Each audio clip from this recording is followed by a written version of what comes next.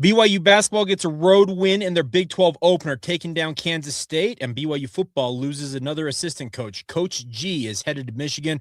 Talking about all that, it's all ahead on a live edition of Locked On Cougars.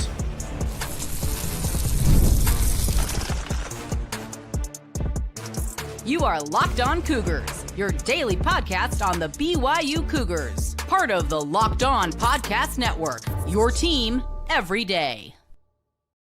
What's up, everybody? Welcome into Locked On Cougars, your daily podcast focused on the BYU Cougars. I'm Jake Hatch, 14-year credentialed media member at BYU, and obviously your resident insider and expert as your host here. Thank you for making Locked On Cougars your first listen of the day, first view of the day as well. And as always, thank you for making Locked On America's #1 podcast network. Coming up on today's show, we react to BYU basketball, an 83-73 win in their Big 12 opener, taking care of business in the Little Apple. Manhattan, Kansas, beating the Kansas State Wildcats. We'll talk about that. Then we'll talk about Jernaro Gilford. Reports emerging this morning that I've been able to confirm. Jernaro Gilford is indeed leaving BYU football. Longtime assistant coach, a stalwart on the defensive side of the football. Where does that leave BYU with his departure to Michigan? We'll get into that. Maybe also talk a few candidates that I have already kind of percolating in my mind of who could replace Coach G in that slot. And as always, thank you for all of your support. Today's show brought to you by our friends over at Game Time. Download the Game Time app today. Create an account, redeem the promo code Locked On College, and get $20 off your first purchase. All right, let's talk BYU basketball right out of the chute here. An 83-73 win for the BYU Cougars as they take care of business against the Kansas State Wildcats. And I had some concerns. I talked about them in our edition of the show yesterday, if you're an everydayer, about, hey, first true road game for BYU, a 12-day layoff. How are the Cougars going to respond? How are they going to handle business? And to their credit, they handled it pretty darn well. I know that game was kind of up and down. It was really kind of a rock fight in the second half. And much as college basketball officials are wont to do, they call a whole lot of fouls, and it just really makes the game a slog. I actually thought the first half of the game in particular, the pace was good. Both teams playing really, really well, I thought, overall. And to BYU's credit, their defense, that's what really helped them win this game. Because if you didn't know it ahead of time, Kansas State is one of the best three-point shooting teams in the entire country. They average a shade over 40% as a team. It's one of the top, I think, 15 or 10 marks in the country. And they shot a grand total of 3 of 21 from three-point land, 14.3%. And that's impressive stuff. Now, obviously, teams miss shots, and you have to obviously defend. But BYU, on their side of things, 9 of 24, 37.5%, actually a pretty good mark for the Cougars this season. Overall, BYU shot 44 to 42% for Kansas State. And I really liked how BYU's defense, by and large, played in this game. Now, we did see some new rotations. We saw Abdullah Ahmed spelling Keba Keita as the backup center, and I thought Ahmed, for his second game in a Cougar uniform, he's actually got a few more practices under his belt. I thought he actually was very solid in those minutes. He was 12 minutes on the floor, had a few blocks. I thought really allow BYU to operate the defense they want to operate it, but the associated impact of that was that Hadim Boop, we did not see him play in this game. Now, I have not seen anything, and anybody in the live chat, if you've seen comments in terms of social media coming out about why Hadim Boop didn't play, I'm not there in Manhattan. I'll be sure to update that. But interesting to not see Hadim play in this game. But I do think that in time, you'll see Hadim kind of slot in maybe more as that kind of Mihailo Boskovic role. And Mihailo, to his credit, very, very good. Now, he did foul out in just 18 minutes, so that's not great in terms of the foul per minute ratio by him. But he did hit some big shots. He was 3 of 5 from the field, 2 of 3 from 3. I thought Mihailo was impactful, and that's what you want to see from guys off of the bench.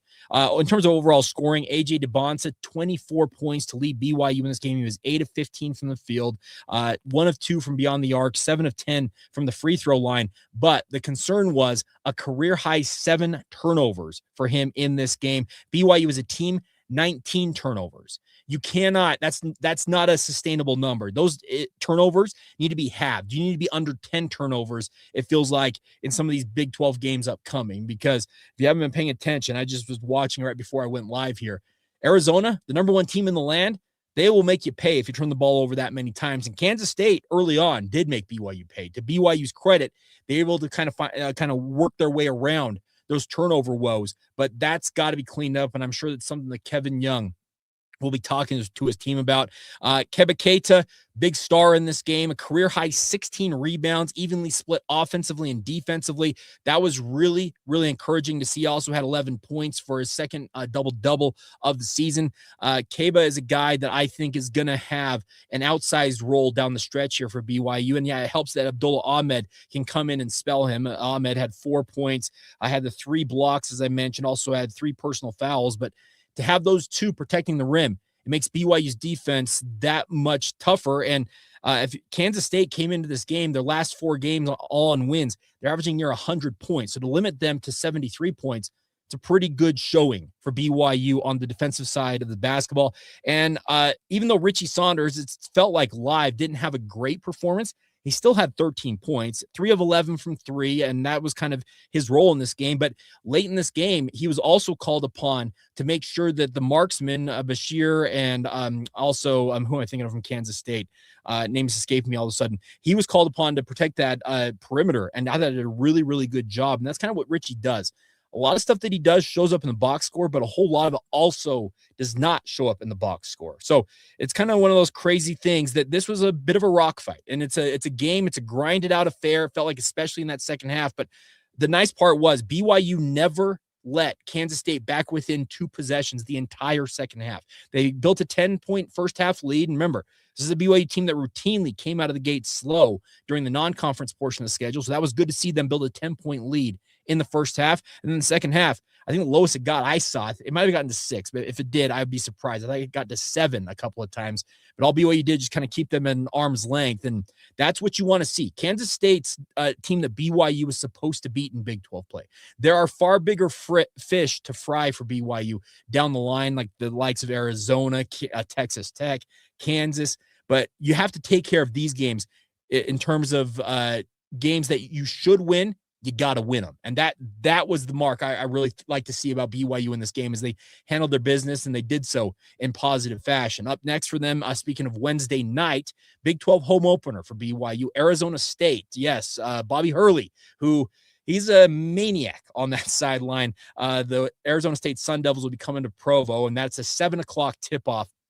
Looking forward to seeing if BYU can continue to get that, keep their good start in Big 12 play rolling, because also, as I mentioned on the start of this Big 12 slate, these first 4 games for BYU, including a game at Utah a week from today, they're the easiest 4-game stretch that BYU will have in Big 12 play. So take advantage while you can. Pile up as many wins as you can, because inevitably you're going to find yourself in some absolute dogfights this Big 12 season, and you're going to pick up a loss or 3, it feels like, and that's the interesting part about this. And okay, also a good point about this, SWB 1989. Every time, let's see, let's throw those up here. Every time a guy comes back to college from NBA, I reread the rules, and they change every time. Kevin Young said it yesterday. He said the rules in terms of what has happened in college basketball, in his mind, have changed 4 different times during his run at BYU in just a season and a half.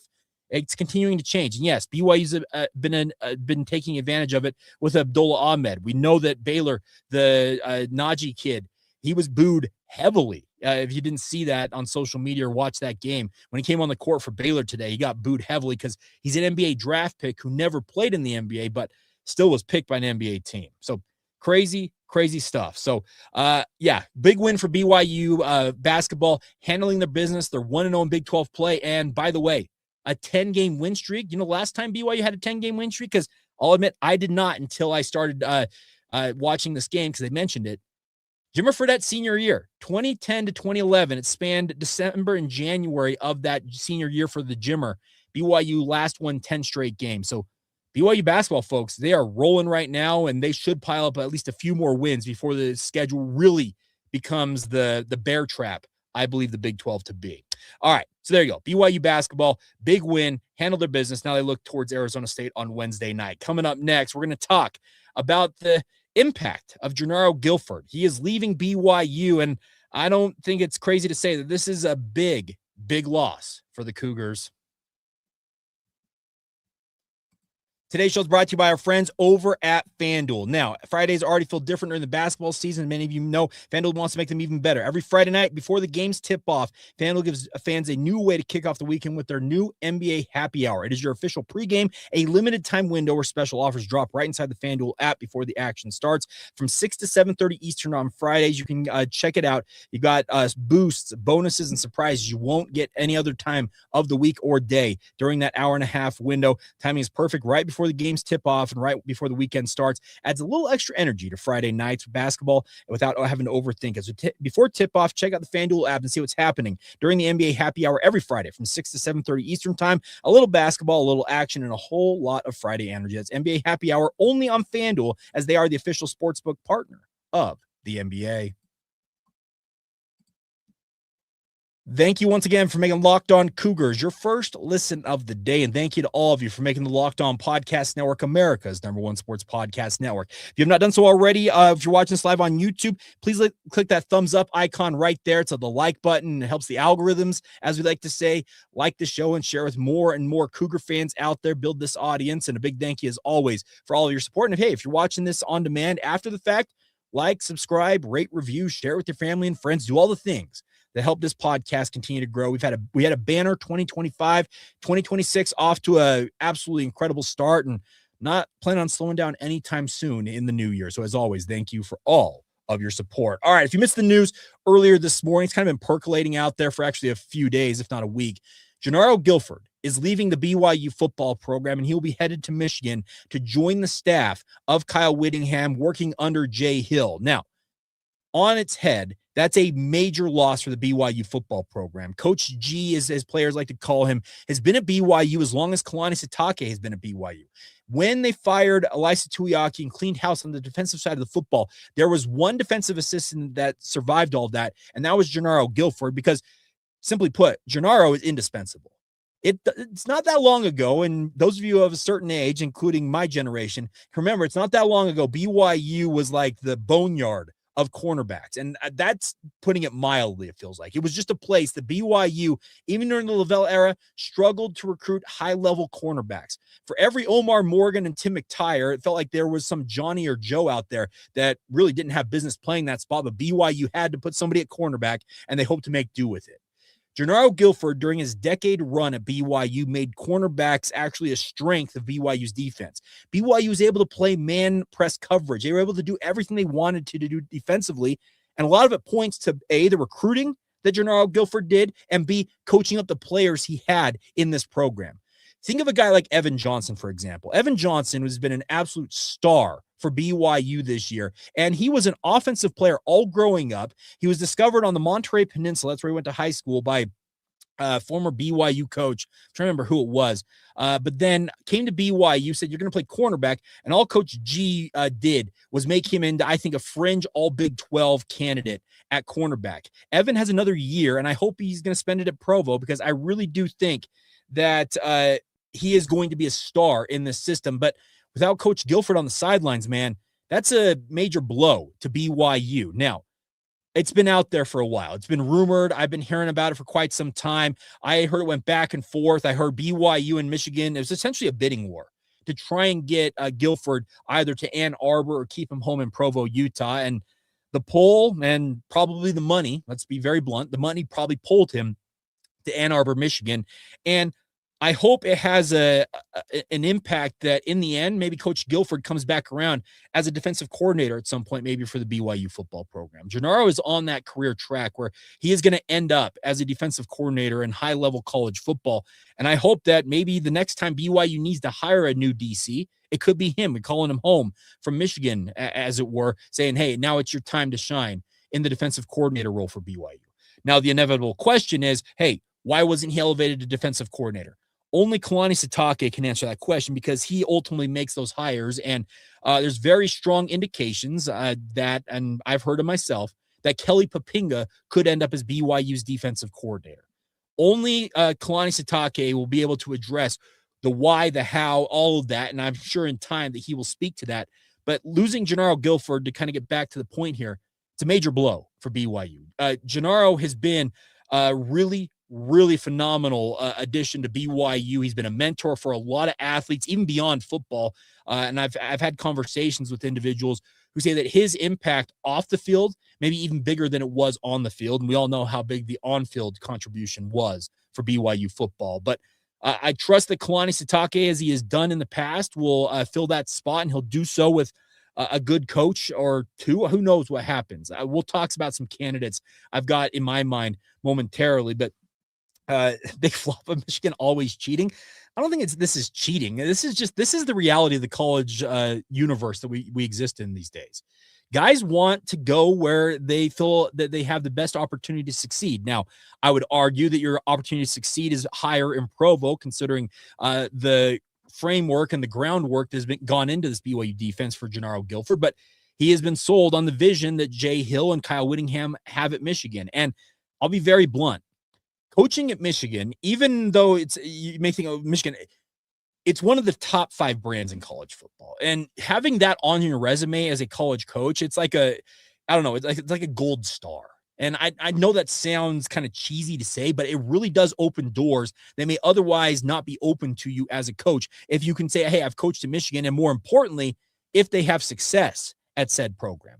Now, we're watching the first few steps of what the Kyle Whittingham era at Michigan are going to look like, and it'll bear watching to see what a guy like Jay Hill and Jernaro Gilford do in in Ann Arbor versus what BYU does in Provo. But here's the thing, Kalani Sitake, did you any sense that he's fretting this? No, I think he has had time to internalize the defections, that's what they are, and say, okay, here's what we're going to do. So I do think that I understand why Jernaro Gilford would be pulled to Michigan. And like I said, I hope it has the effect that he continues to kind of grow on his coaching journey and could end up as a defensive coordinator for BYU, because I really do think he's that bright of a coach. And in time, he will get that opportunity. But I also trust that Kalani Sitake, as he's often done in his past 10 years, will make good coaching decisions, good coaching hires, and BYU will just keep doing their thing. It's been encouraging to see guys like Therian Alexander III, who very well could be a guy that you'd think, hey, maybe he's a transfer portal target. Seems like on social media, all Trey has done is pump up and say, hey, thanks, Coach G, but all he's talked about is how much he enjoys being in Provo. That speaks to the culture that BYU has. It's bigger than any individual coach or player. It speaks to the bigger collective mindset of the BYU football program. This is a program that made the Big 12 title game. They were knocking on the door for the second straight year of the college football playoff. And it shows that guys want to be in Provo in spite of the fact that they've committed to guys. And a good point by Big Flop here. I'll throw this up. I thought for sure Satuala was gone when Jay Hill left. I can't wait to see him play next season. If you didn't miss it yesterday, Faletau Satuala announced he's going to play at BYU next year. And he was very, very blunt about why he picked BYU. It was because of Jay Hill. And that led a lot of people, and I initially was concerned about it as well, that Faletau was going to follow Jay Hill to Michigan. And I would imagine that there were some overtures probably made, but Faletau decided, you know what? I'm better served playing in Provo, Utah.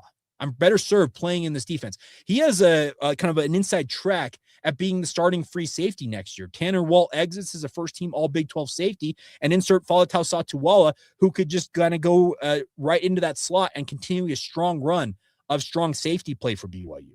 So I do think that it's going to be encouraging, I think, that programs like Michigan, like Penn State, think of all the programs who have tried to pick off BYU coaches this season. Yeah, we're too good for you guys to play in our league, but we're not too good enough to steal your coaches, or in the case of Penn State, not steal your coach. Kalani Sitake will get this handled. I got full faith that Kalani knows what this program needs. He's got a huge, huge network. I talked to enough coaches, and I don't claim to talk to all of them, but I talked to enough college coaches who are effusive in their praise for who Kalani Sitake is as a human being. And that extends itself to him having a very large network of coaches that he can tap into and say, hey, you interested in coming and working for me at BYU? So have faith that, yes, it is a loss to lose Jay Hill. It's a big loss, I think, to lose Jernaro Gilford, because, as I said, the cornerback position has been as good as it's ever been, it feels like, in BYU football history with him coaching those guys. But I got to believe that Kalani Sitake, he'll do a good job finding people, or finding an individual in particular at corner, to go and find the right option to replace Jernaro Gilford, and obviously in time also replace Jay Hill, even if it is Kelly Papinga. The other big news is Gary Anderson. I thought Gary Anderson was tied at the hip with Jay Hill because obviously they've been working together at Weber for a time before coming to BYU. I thought that Gary was going to jump and go to Michigan. Well, no, he announced yesterday on the KSL Sports Zone, my radio station that I work for, told Hans and Scotty, no, I'm sticking around in Provo. Now, he also mentioned that he's going to remain in his analyst role. And that's what I've kind of been referring to our insiders group as well as on this podcast. Gary would be a fantastic defensive coordinator. Don't get that wrong. But he loves the fact that being an analyst, he gets to do what he wants to do. And what that is coach. He gets to coach. He doesn't want to deal with the recruiting, doesn't want to deal with all the off-the-field stuff that you have to deal in terms of the bureaucracy of being a full-time assistant. As an analyst, you're on the field coaching guys, and he also says coaching coaches. He wants to be a mentor for kind of the next generation of both players and coaches. And I think in his role, he can sit in that box next to whether it's Kelly Papinga or anybody else and essentially talk through strategy with them. And they make the ultimate call as they hold the coordinator title. But having that as a mentor, a guy in your ear saying, hey, consider this, look at this.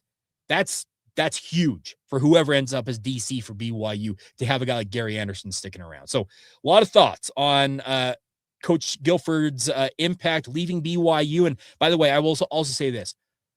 I hope that Jernaro Gilford kills it in Ann Arbor, Michigan, because so long as he kills it, guess what? He's going to be a high-level coach. And in time, as I said, I want to see him back in Provo and probably as a defensive coordinator. So I hope he absolutely goes out there and kills it in Ann Arbor, Michigan, as a member of Kyle Whittingham's staff. All right. So the inevitable question I haven't answered yet, and we're going to get to this coming up, is who are some of the options BYU should look at least in my mind, in terms of potential additions to replace Jernaro Gilford at the cornerback spot? Well, I think there's a handful of them out there, but I also trust that Kalani Sitake, he's got a lot more than I have, and we'll talk about those next coming up on Locked On Cougars. Today's show is brought to you by our friends over at Game Time. There's nothing like the college football season and college basketball season as well. Tailgates, packed stadiums, being right there in the middle of it all, the energy, the bands, the moments you remember forever. But actually getting your tickets, well, that used to be the frustrating part. Long queues, logins, and prices jumping at checkout. That's where Game Time comes into the fray, my friends. Gives the advantage to you as the fan. It's the easiest way to unlock amazing college football tickets and beyond with just a few taps. And the best part about Game Time is you can go on the app right now. It's incredibly easy to use. I've used it multiple times myself to get tickets to events. You can go from browsing to buying tickets in just minutes and with just a few taps. Best part is you can see the view from your seat before you buy, so you know exactly what you're getting in terms of your view at the venue. Seeing college football tickets start as low as $25 to make it easy to plan your game day trips. And the best part is my favorite feature, knowing prices include all fees right up front makes the whole process stress-free. So take a guesswork out of buying your tickets and do it with our friends at Game Time. Download the Game Time app today. Create an account and redeem the promo code LOCKEDONCollege for $20 off your first purchase. Terms apply. Again, that's the promo code LOCKEDONCollege for $20 off. Download the Game Time app today. Thank you once again for making Locked On Cougars your first listen of the day. And if you want more of this exclusive content you won't find anywhere else, access to a members-only Discord server, ad-free episodes of this podcast for your pod player, whatever it is, Apple Podcasts, Spotify, and the like, join the Locked On Cougars Everydayer Club. It's at lockedoncougars.supercast.com if you want to check it out, or go to this website here as well, lockedonpodcast.com/everydayer to learn more about it. Many of you have already joined who are in our former insiders group, but if you want to be a part of the Everydayer Club, do it now and click the link in the show notes below, or check out lockedoncougars.supercast.com. All right. Before we go on today's show, let's talk about some of the options that I have been kind of thinking about could replace Jernaro Gilford. And I also say that this is a bit crowdsourced. So guys like Jeff Hansen put it out on social media as well, and they were names that he mentioned as well as ones that I've come up with as well in terms of guys BYU could tab to replace Jernaro Gilford. The first one that came to mind for me was Robertson Daniel. Now, if you remember Robertson Daniel, he was one of the cornerbacks that Jernaro Gilford, I think, mentored and did a really, really fine job coaching him up at BYU. Robertson went on to play for quite a while in the Canadian Football League. If I recall, it was 2 seasons that he spent as a graduate assistant for BYU. And after his final season as a GA, he made some comments, I think it was to Jay Drew of the Deseret News, that he would like to be a full-time assistant coach. He's been training athletes privately in football in the Utah area for quite some time as well. But if Robertson's interested, I would absolutely put him in the mix here, because he's got the experience having coached at BYU. He's played professionally up in Canada, and he's obviously worked as a coach already at BYU. So Kalani Sitake and company would know what he brings to the table. Another name that came up includes Demario Warren. Now, Demario had a great run at Southern Utah University as a defensive coordinator. His head coaching tenure, on the other hand, went really sideways down in Cedar City. But since he moved on after being let go by Southern Utah, he's been an incredible coach up at Boise State. And Demario is a guy that knows Utah because he coached at Southern Utah for so long under Ed Lamb and obviously as a head coach in Cedar City. I think if he wants to come back to Utah, he'd do very, very well in that position. Another name that Jeff Hansen threw out, Devontae Cross, who played at Virginia under Bronco Mendenhall and Kelly Papinga. He's currently coaching at Utah Tech. Could be a young coach that you look at potentially coming up from the FCS level. And then also a former Ute, because, we like to be really back and forth, it feels like, between BYU and Utah in terms of hiring each other's coaches. Andre Dyson. Now, that name should sound familiar because Andre was a standout. Clearfield High, if I recall correctly, was a stud there.